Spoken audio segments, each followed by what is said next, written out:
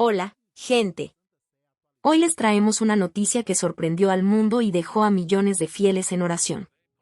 Un giro inesperado que involucra al Papa Francisco, el líder espiritual de más de 1 billón de católicos, está conmoviendo a todos y generando una ola de preocupación global. El Papa, conocido por su humildad, dedicación a los más pobres y su incansable lucha por la paz y la justicia, está atravesando un momento delicado que podría cambiar el rumbo del Vaticano y de la Iglesia Católica. Pero, ¿qué es lo que realmente sucedió? ¿Por qué esta noticia dejó a tantas personas afectadas? ¿Está en riesgo la salud del pontífice?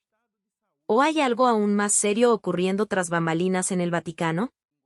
En este video, vamos a revelar todos los detalles sobre esta situación que ha tocado el corazón de los fieles alrededor del mundo.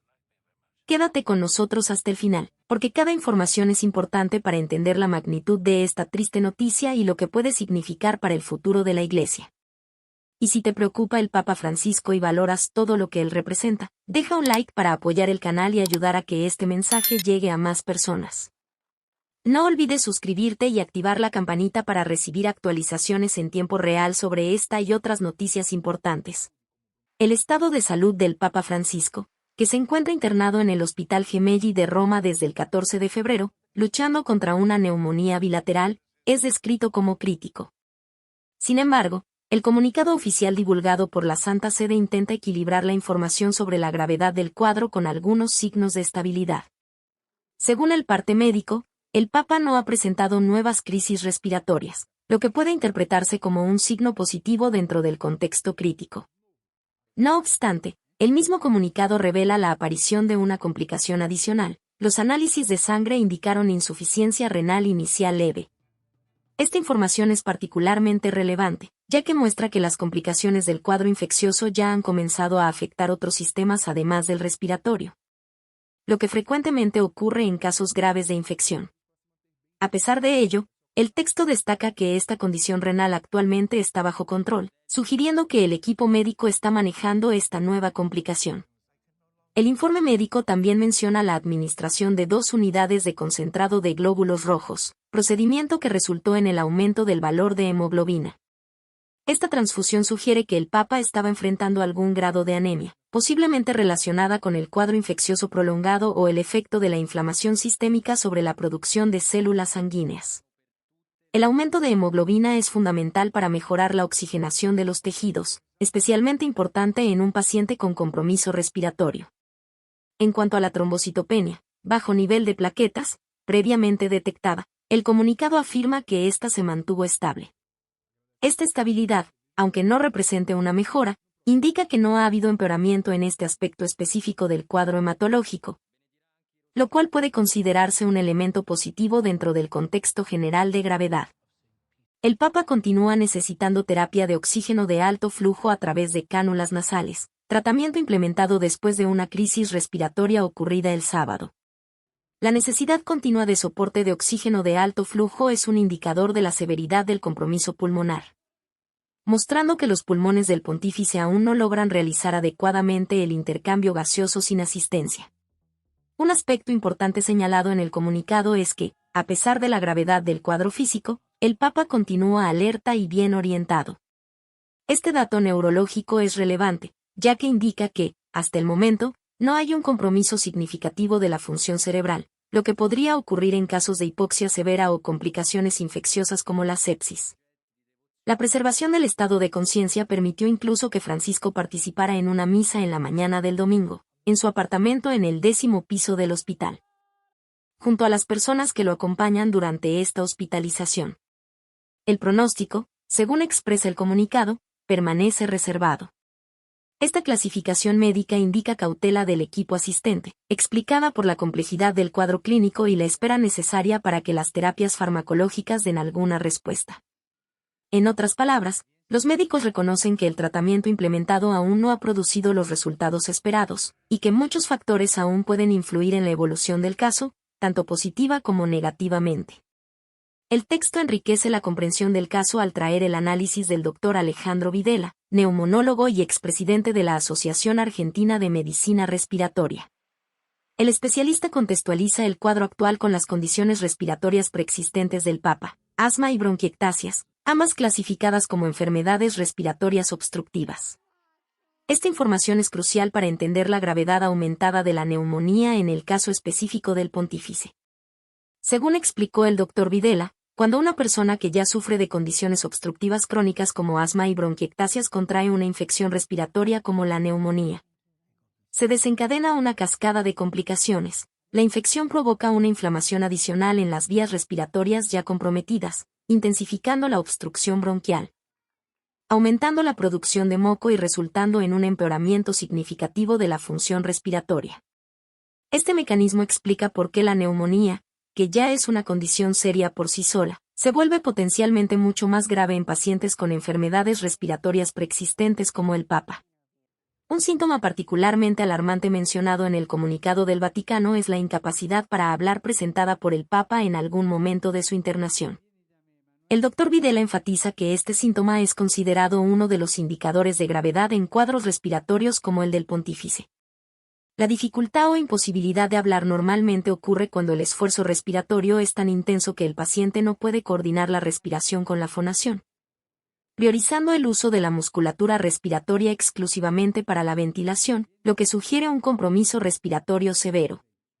La combinación de todos estos elementos, neumonía bilateral en un paciente con asma y bronquiectasias preexistentes, necesidad de oxigenoterapia de alto flujo, transfusión de glóbulos rojos, trombocitopenia, insuficiencia renal inicial y episodios de incapacidad para hablar constituye un cuadro clínico complejo y de pronóstico incierto.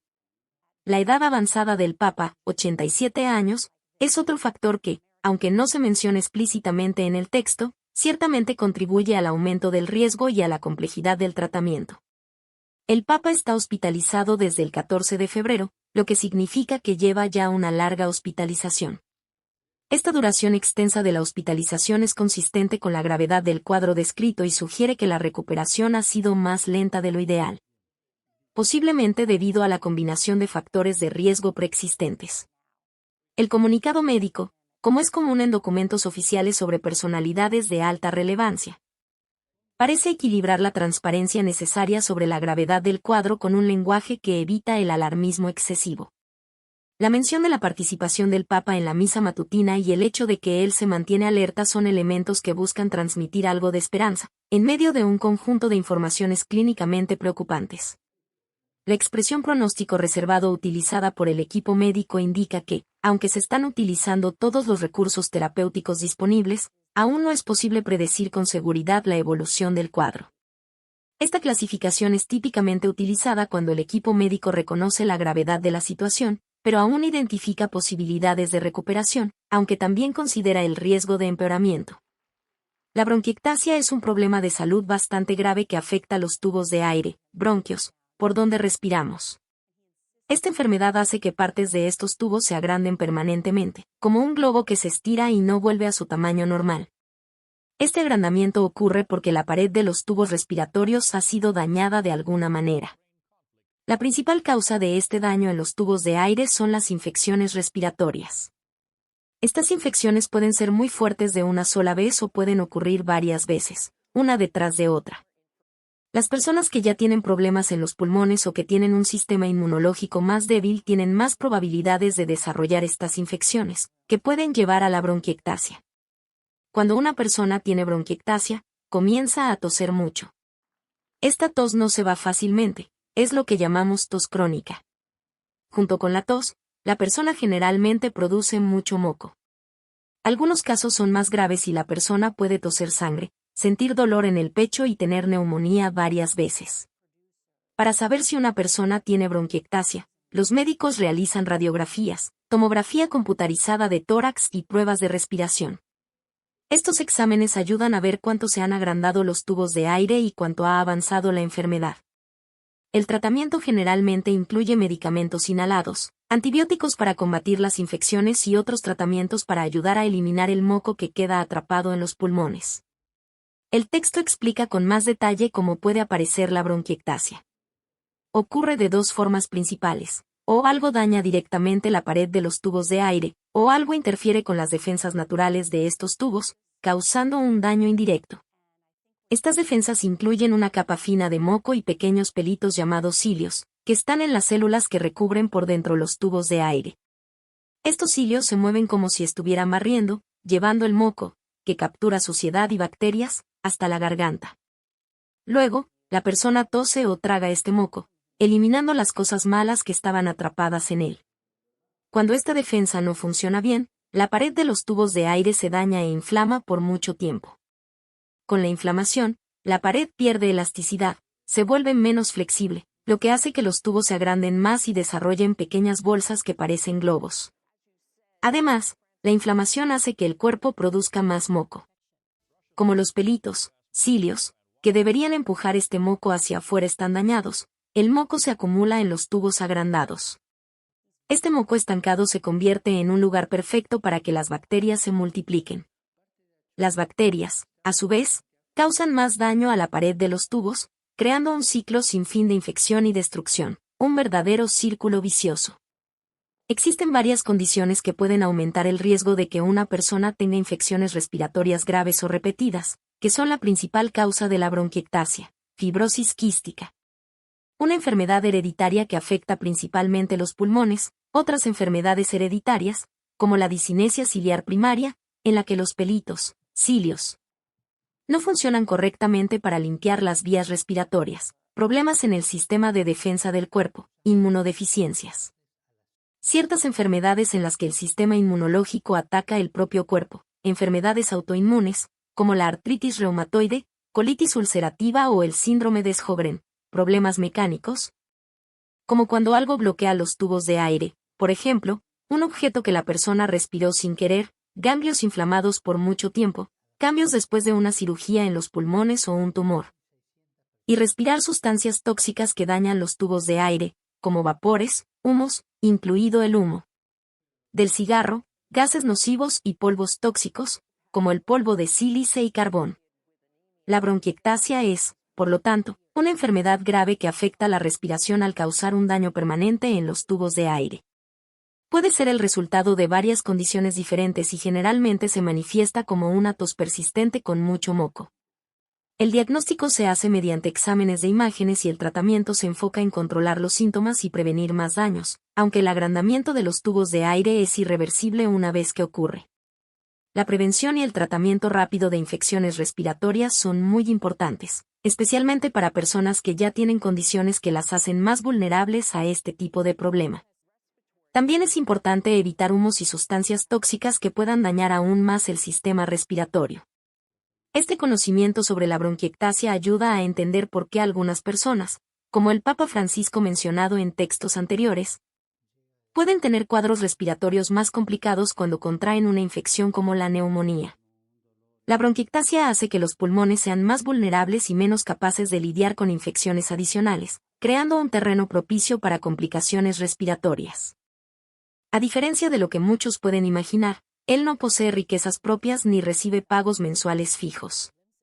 Todas las cosas que necesita en su día a día, como un lugar para dormir, alimentos y desplazamientos, son proporcionadas por el pequeño Estado europeo donde se encuentra la sede de la Iglesia, permitiéndole enfocarse en las tareas de orientación espiritual y gestión de la institución. El dinero de esta nación diminuta es administrado por varios grupos, incluyendo un departamento específico encargado de las inversiones financieras. Se calcula que este departamento controla valores cercanos a 680 millones en moneda europea. Además, todas las posesiones de este micropaís están valoradas entre 1 y 12.000 millones, abarcando partes de empresas, metales preciosos guardados, lugares para vivir o alquilar, y reservas monetarias. Uno de los fondos específicos mantenidos por esta nación es una colecta mundial destinada a cubrir gastos relacionados con el líder católico y sus acciones de ayuda a los necesitados. Este fondo recibe colaboraciones de comunidades católicas de todo el mundo, además de personas que dan dinero por voluntad propia o dejan parte de sus bienes tras fallecer. En 2021, estas contribuciones sumaron casi 47 millones, mostrando una disminución en relación con momentos anteriores. Influenciada por razones como la crisis de salud mundial entre 2020 a 2022 y problemas internos de gestión de recursos. El actual líder católico se ha manifestado con firmeza contra el exceso de acumulación de bienes y la exagerada valorización del capital. En uno de sus documentos importantes, destaca que los problemas económicos globales revelan un desequilibrio profundo, donde los seres humanos no son valorados en favor de un sistema sin rostro y sin un propósito verdaderamente orientado al bienestar de los individuos. Critica lo que llama el nuevo dominio invisible, que impone sus reglas de forma unilateral y sin piedad, resultando en diferencias cada vez mayores entre ricos y pobres y el aislamiento de los más frágiles. Cuando habla con grupos que representan a personas comunes y trabajadoras, el líder refuerza la importancia de compartir lo que tenemos con los demás, destacando que acumular muchas posesiones no es algo loable, sino un comportamiento negativo. Anima a aquellos que tienen mucho a abandonar la falsa protección que ofrece el capital y a abrirse a compartir como hermanos, promoviendo una organización social más equilibrada y centrada en las necesidades humanas. Este contraste es muy interesante. Mientras que la sede central de esta iglesia posee miles de millones en bienes diferentes, su principal representante vive de manera modesta y está constantemente alerta sobre los peligros de valorar en exceso las cuestiones materiales. Esto muestra la filosofía personal de este guía religioso, que entiende su cargo no como una posición de privilegio personal, sino como una oportunidad para propagar mensajes importantes sobre generosidad y cuidado del prójimo.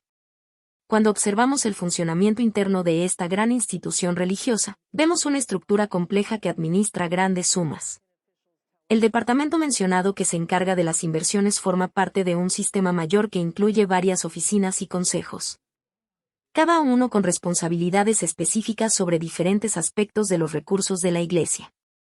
Algunos se encargan de propiedades, otros de inversiones, y otros más de las donaciones recibidas de los fieles alrededor del mundo. Es importante entender que esta institución existe desde hace muchos siglos y, a lo largo de ese tiempo, ha acumulado no solo capital, sino también obras de arte, libros antiguos, construcciones históricas y otros objetos de valor cultural incalculable. Muchos de estos no se consideran posesiones en el sentido común, sino parte del patrimonio cultural de la humanidad que la Iglesia mantiene y preserva. El Fondo Mundial de Donaciones mencionado en el texto tiene una historia que se remonta a siglos atrás. Originalmente, era una forma de los fieles comunes para contribuir directamente al apoyo del trabajo del líder de la Iglesia. Hoy, ese dinero se utiliza para mantener las actividades diarias de la administración central, como lo destacó el actual líder, para financiar proyectos de ayuda a los más necesitados en varios países. La caída en las contribuciones recibidas en 2021 refleja varios factores combinados. Además de la crisis sanitaria mundial que afectó las economías y limitó la capacidad de muchos fieles para hacer donaciones, también hubo una mayor presión para la transparencia en las finanzas de la Iglesia. El actual líder ha trabajado para reformar la gestión financiera de la institución, buscando mayor claridad y eficiencia en el uso de los recursos. Las críticas del guía católico al sistema económico actual son frecuentes en sus discursos y escritos. Ve el modelo capitalista contemporáneo como algo que se ha alejado de los valores humanos esenciales, poniendo las ganancias por encima del bienestar de las personas. En varias ocasiones, ha llamado la atención sobre cómo este sistema crea situaciones de injusticia, donde pocos tienen mucho y muchos tienen poco o casi nada. Cuando habla de compartir los bienes, el líder no defiende simplemente dar limosnas, sino repensar todo el sistema económico para que sirva mejor a las necesidades humanas. Cuestiona la idea de que el crecimiento económico por sí solo resolverá los problemas sociales, argumentando que se necesita un tipo diferente de economía, centrada en la inclusión y la participación de todos. En sus encuentros con representantes de trabajadores y personas de comunidades pobres, el líder católico muestra una preocupación especial por aquellos que son dejados de lado por el modelo actual de desarrollo. Escucha sus historias y preocupaciones, y a menudo usa esos relatos para ilustrar sus mensajes sobre la necesidad de cambios en la forma en que la sociedad se organiza. La visión del líder católico actual sobre el dinero y las posesiones materiales tiene raíces profundas en la tradición de su fe, que siempre ha valorado la simplicidad y el cuidado por los menos afortunados. Sin embargo, da un enfoque moderno a esos antiguos enseñanzas, aplicándolas a los desafíos económicos y sociales del siglo XXI. Su llamado para que los más ricos compartan sus posesiones no es solo una solicitud de caridad, sino una invitación a repensar las prioridades y valores. Sugiere que la verdadera seguridad no proviene de lo que acumulamos, sino de la calidad de las relaciones que construimos y el bien que hacemos en el mundo. Jorge Mario Bergoglio, que hoy conocemos como Papa Francisco, nació en la capital de Argentina, en una familia con raíces italianas. No creció en una casa rica. Su padre trabajaba en el ferrocarril, llevando trenes de un lugar a otro, y su madre se encargaba de la casa y la familia. Desde pequeño, aprendió que trabajar duro es importante y que debemos ayudarnos unos a otros. Cuando Jorge tenía 21 años, algo muy difícil ocurrió en su vida. Se enfermó mucho de los pulmones, tanto que los médicos tuvieron que quitarle un pedazo de pulmón. Esta enfermedad fue muy grave, pero se recuperó. Pasar por esto lo hizo más fuerte y aumentó su fe en Dios. A los 29 años, en 1958, Jorge decidió unirse a un grupo especial dentro de la Iglesia Católica, llamado los Jesuitas. Los jesuitas son conocidos por estudiar mucho y por trabajar con educación. 11 años después, en 1969, se convirtió en sacerdote. Durante ese tiempo, estudió bastante, aprendiendo sobre filosofía, que es el estudio de las grandes cuestiones de la vida, y teología, que es el estudio de Dios y la religión. También fue profesor, enseñando literatura, libros e historias, y psicología, el estudio de la mente y los sentimientos. En 1973, Jorge recibió una tarea muy importante, ser el jefe de los jesuitas en Argentina. Esto ocurrió en un tiempo muy difícil para el país, cuando los militares tomaron el poder por la fuerza y muchas personas fueron perseguidas, encarceladas e incluso asesinadas por no estar de acuerdo con el gobierno. Durante ese tiempo, ayudó a esconder y proteger a personas perseguidas. Pero no todos pensaron que hizo lo suficiente. Algunas personas criticaron a Jorge por no haber hablado más fuerte contra las malas acciones que estaban ocurriendo. 25 años después, en 1998, Jorge fue elegido arzobispo de Buenos Aires, que es como ser el líder de todos los católicos en esa gran ciudad. A pesar de tener un cargo tan importante, continuó viviendo de manera sencilla. En lugar de viajar en autos especiales, usaba el autobús y el metro como las personas comunes. No quiso vivir en una mansión, prefiriendo quedarse en un pequeño apartamento. Y él mismo cocinaba sus comidas, sin necesitar cocineros ni empleados. En 2001, el Papa Juan Pablo II lo nombró cardenal, un cargo aún más alto en la Iglesia. Como cardenal, Jorge se hizo conocido por defender a las personas pobres y criticar las injusticias en la sociedad. Un gran cambio ocurrió en 2013. El Papa Benedicto XVI, que ya estaba viejo y no se sentía bien para seguir en el cargo, decidió renunciar, es decir, dejar de ser papa. Entonces, los cardenales de todo el mundo se reunieron para elegir un nuevo papa. El 13 de marzo de 2013, eligieron a Jorge Bergoglio. Cuando alguien se convierte en papa, puede elegir un nuevo nombre. Jorge eligió llamarse Francisco, en honor a San Francisco de Asís, un santo que vivió hace muchos siglos y que era conocido por amar a los pobres, vivir con simplicidad y cuidar de la naturaleza. Esta elección de nombre ya mostraba cómo Jorge quería ser como papa, humilde, preocupado por los que tienen menos y por el medio ambiente. Como papa, Francisco escribió varios documentos importantes. Uno de ellos, de 2013, llamado Evangelii Gaudium, que significa la alegría del Evangelio, habla sobre cómo la Iglesia necesita renovarse y acercarse más a las personas que son dejadas de lado por la sociedad. En 2015, escribió otro documento muy importante llamado Laudato Si, que significa alabado sea. En este texto, habla sobre cómo debemos cuidar nuestro planeta, sobre los cambios en el clima que están ocurriendo y cómo esto afecta principalmente a los más pobres. Más recientemente, en 2020, escribió Fratelli Tutti, que significa todos hermanos. En este texto, habla sobre la importancia de tratar a las personas como hermanos, independientemente de dónde hayan nacido o la religión que sigan.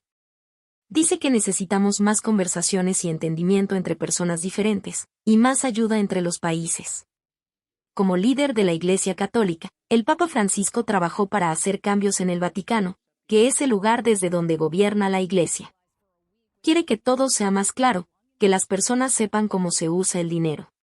También enfrentó problemas serios, como escándalos de dinero y casos donde sacerdotes hicieron daño a niños y jóvenes. El Papa Francisco habla mucho sobre problemas que afectan al mundo entero. Defiende a las personas que necesitan salir de sus países debido a guerras o hambre. Critica lo que llama la cultura del descarte, que es cuando tratamos a las personas o cosas como si fueran desechables. Y dice que la economía debe poner a las personas en primer lugar, no solo el dinero. Una cosa que también marca el trabajo del Papa Francisco es que habla mucho con líderes de otras religiones, musulmanes, judíos, budistas y otros.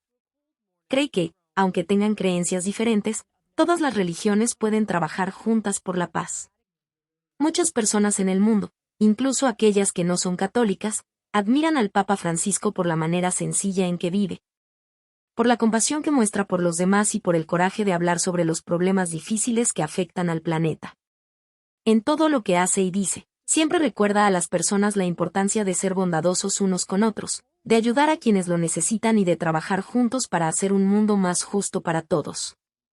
La historia de vida del Papa Francisco muestra cómo alguien que vino de un lugar común, de una familia sencilla, puede llegar a una posición de gran importancia en el mundo. Pero lo que realmente importa no es el cargo que ocupa, sino cómo elige usarlo para hacer la diferencia en la vida de las personas. Desde pequeño hasta convertirse en papa, Jorge Bergoglio siempre tuvo una fuerte conexión con las personas comunes, especialmente con los que sufren y enfrentan dificultades. Esta forma de ser no cambió cuando recibió el cargo más alto de la Iglesia Católica, por el contrario, con más poder e influencia. Trabaja aún más para llamar la atención sobre los problemas que afectan a los más pobres y buscar soluciones. Uno de los ejemplos más destacados de la simplicidad del Papa Francisco ocurrió al principio de su papado.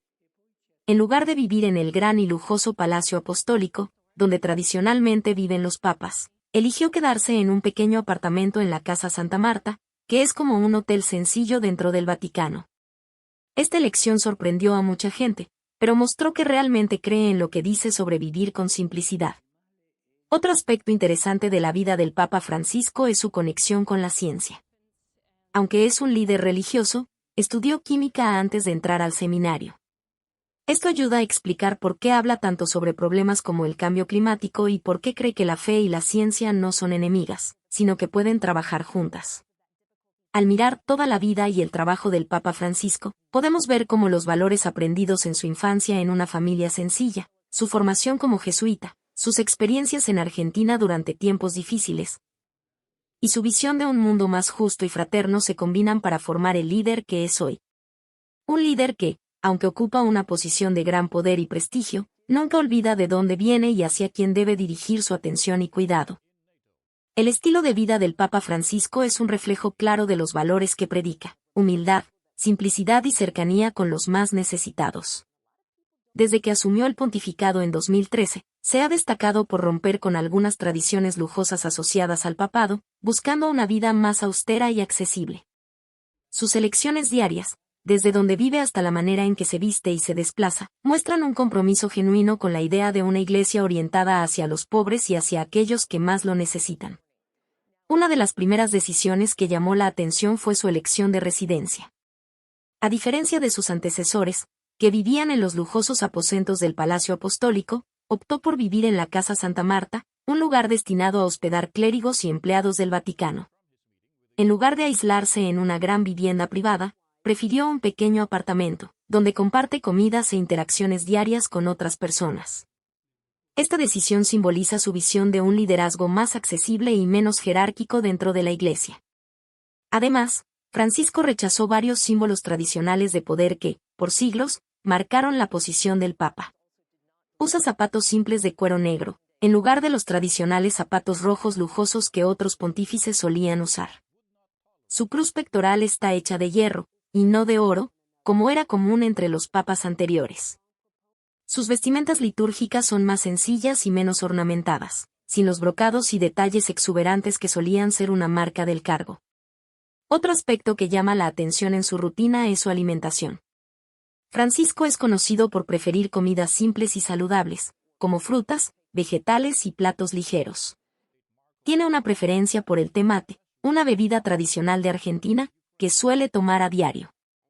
Este hábito refuerza su conexión con sus raíces y demuestra que, incluso ocupando uno de los cargos más importantes del mundo, sigue siendo fiel a sus orígenes. Su alimentación también está influenciada por su salud. En su juventud, Pasó por una cirugía para remover parte de un pulmón debido a una infección grave, lo que lo lleva a cuidar mejor de su dieta y rutina diaria. Su disciplina y compromiso con la vida espiritual también son notables.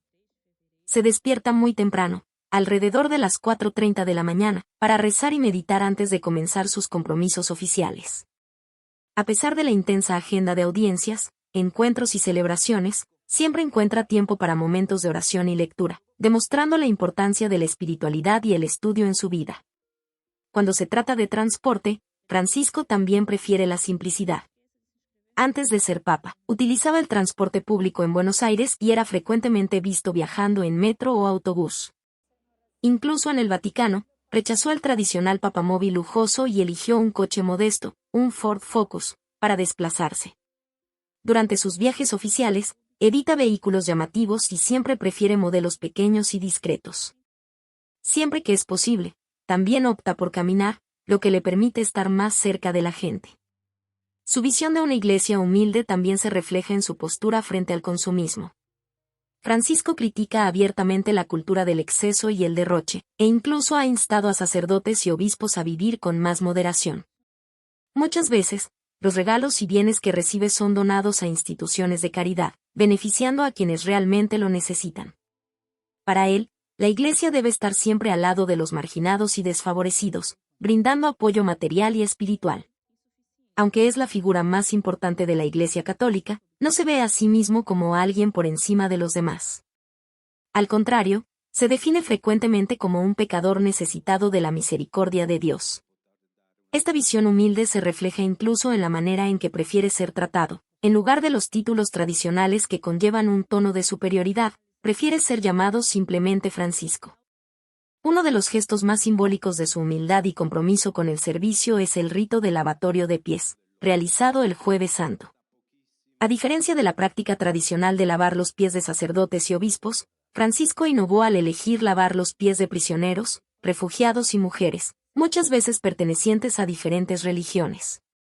Este acto es extremadamente poderoso, pues simboliza la idea de que la Iglesia debe servir a todos, sin distinción de estatus, creencias o origen. En resumen, el Papa Francisco vive lo que predica. Su simplicidad no es solo un discurso, sino una realidad presente en cada detalle de su rutina. Su estilo de vida es un testimonio vivo de que es posible liderar con humildad, promoviendo una iglesia más cercana al pueblo y más comprometida con los valores esenciales del cristianismo: amor, caridad y desapego material. Su forma de vivir inspira a millones de personas alrededor del mundo y refuerza la importancia de un liderazgo basado en el servicio y la empatía. Lo que sucede con el Papa Francisco nos recuerda que, incluso las figuras más inspiradoras y fuertes, también enfrentan momentos de dificultad. Pero es precisamente en esos momentos cuando la fe y la unión de las personas alrededor del mundo marcan toda la diferencia. El Papa ha dedicado su vida a difundir mensajes de amor, esperanza y compasión, siempre caminando al lado de los más vulnerables y levantando la voz por aquellos que no tienen. Ahora, es nuestro turno de devolver ese apoyo, enviando oraciones, buenas energías y creyendo que Él, con su fuerza y fe inquebrantables, superará este momento delicado. Si llegaste hasta aquí, es porque te importa, así que no olvides dar like para mostrar tu apoyo, suscribirte al canal y activar la campanita para seguir recibiendo actualizaciones sobre el Papa y otros acontecimientos importantes. Y más que nunca, comparte este video con tus amigos, familiares y grupos de oración. Cuantas más personas sepan y se unan en pensamientos positivos, mayor será la corriente de fe alrededor del mundo. El Papa Francisco siempre nos enseñó a creer en el poder de la solidaridad y el amor al prójimo. Y ahora, Él necesita que estemos juntos. Mantente atento a las próximas noticias y sigue acompañando el canal para no perder ningún detalle sobre esta situación que ha tocado el corazón de todo el mundo. Hasta el próximo video, y que la paz esté con todos nosotros.